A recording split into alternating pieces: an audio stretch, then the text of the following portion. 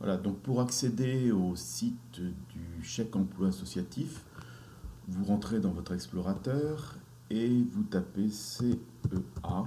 Logiquement, CEA URSAF apparaît, sinon vous faites CEA rechercher. Vous allez voir apparaître un lien CEA Web URSAF. Vous cliquez sur ce lien et là il vous demande un identifiant. Donc cet identifiant correspond au SIRET de l'association. Donc je tape le SIRET de l'association, valider. Il me demande un mot de passe. Je saisis le mot de passe et j'arrive sur la page d'accueil du chèque emploi associatif. Pour créer un bulletin de salaire, c'est simple. Vous cliquez sur le lien Mes volets sociaux. Voilà. Créer un volet social. Donc dans leur jargon, volet social signifie bulletin de salaire. Vous saisissez le nom du salarié, ici le roi, donc LE, le roi Rémi, et la période de l'emploi. Donc là, je vais déclarer le bulletin de salaire pour le mois de novembre, c'est-à-dire du 1er au 30 novembre. Je clique sur le petit calendrier, je reviens sur novembre, je suis en retard, je clique 1 au 30. Est-ce que je souhaite réaliser un bulletin de salaire équivalent à la période précédente? Oui. Il n'y a pas eu d'évolution de rémunération par rapport à la période précédente. Suivant. Je clique sur le lien suivant. Je souhaite déclarer un salaire? Oui. Pas d'heures complémentaires supplémentaires, pas de primes, pas de congés payés, pas de frais de transport, pas de retenue sur salaire, pas de rémunération hors paye, pas de départ définitif. Je clique sur suivant. Il me confirme la date de paiement du salaire, que ma déclaration est en brut, la rémunération, le nombre d'heures, il s'agit d'une rémunération par mois. Je clique sur suivant.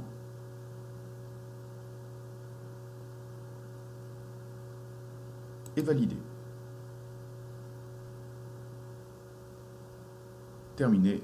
Je peux imprimer le certificat d'enregistrement qui prouvera que j'ai réalisé la déclaration.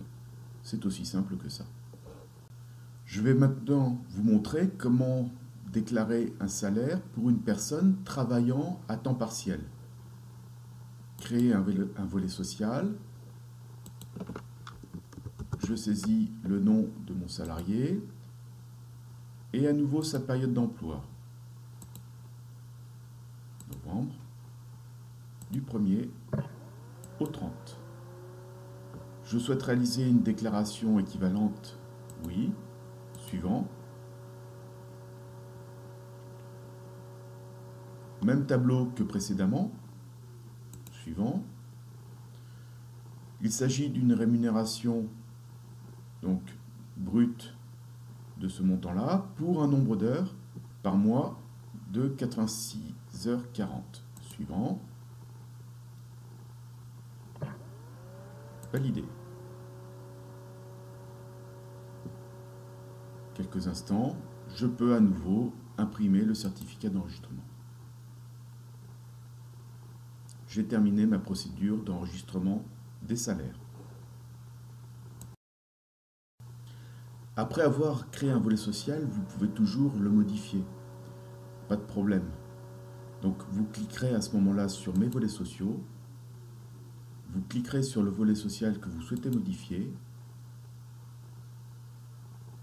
Et vous pouvez accéder au bouton Modifier.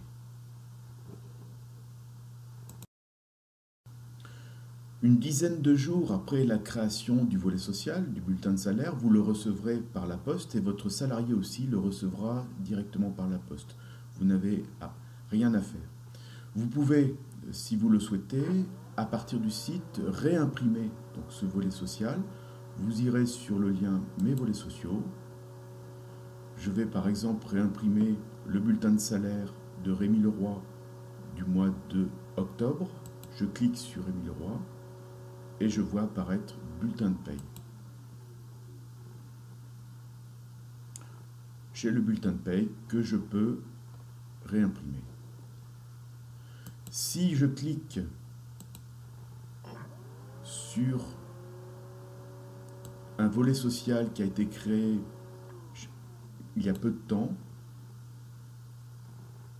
le bouton imprimer apparaîtra et non pas bulletin de paye. Cela indique que le bulletin n'a pas été généré et que pour l'instant, seule l'attestation de déclaration, le certificat d'enregistrement peut être imprimé. Il faut être patient pour que l'URSSAF génère le bulletin de paye. Maintenant, nous allons nous intéresser à l'enregistrement comptable de ce volet social, donc du bulletin de paye. Donc, je rentre dans le JVAV.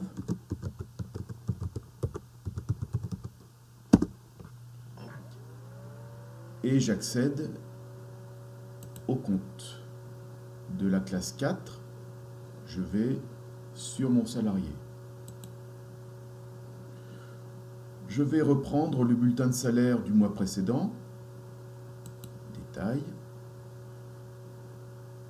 et on va déjà examiner la présentation. Peu de lignes. Donc la date, le libellé, le salaire brut, les charges salariales du salarié qui seront prélevées sur le salaire brut du salarié et les charges patronales. Dans le budget, nous indiquons l'ensemble du coût du salaire, donc salaire brut plus charges patronales. Pour créer donc le bulletin de salaire du mois d'octobre, je duplique cette pièce, je saisis la date 31/10/2014, octobre,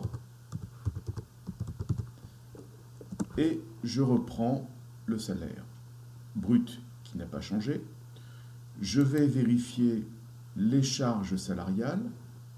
Je reviens sur le bulletin de salaire. Part salariale 358,32.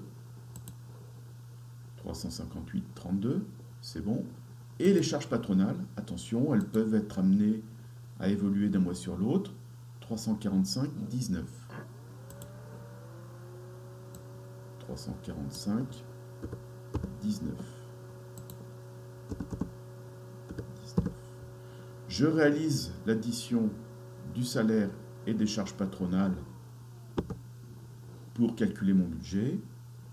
Ma charge, mon montant du budget, 1610 plus 345,19, entrée, 1955,19. Je peux, si je le veux, associer à ma pièce le bulletin PDF. J'enregistre. J'ai terminé mon écriture d'enregistrement de salaire. Enfin, ultime opération, le paiement. Pour les salaires, vous mettrez en place avec votre banque un prélèvement automatique du montant net du salaire et les charges sociales seront prélevées automatiquement par l'URSSAF sur votre compte. Rien de plus simple.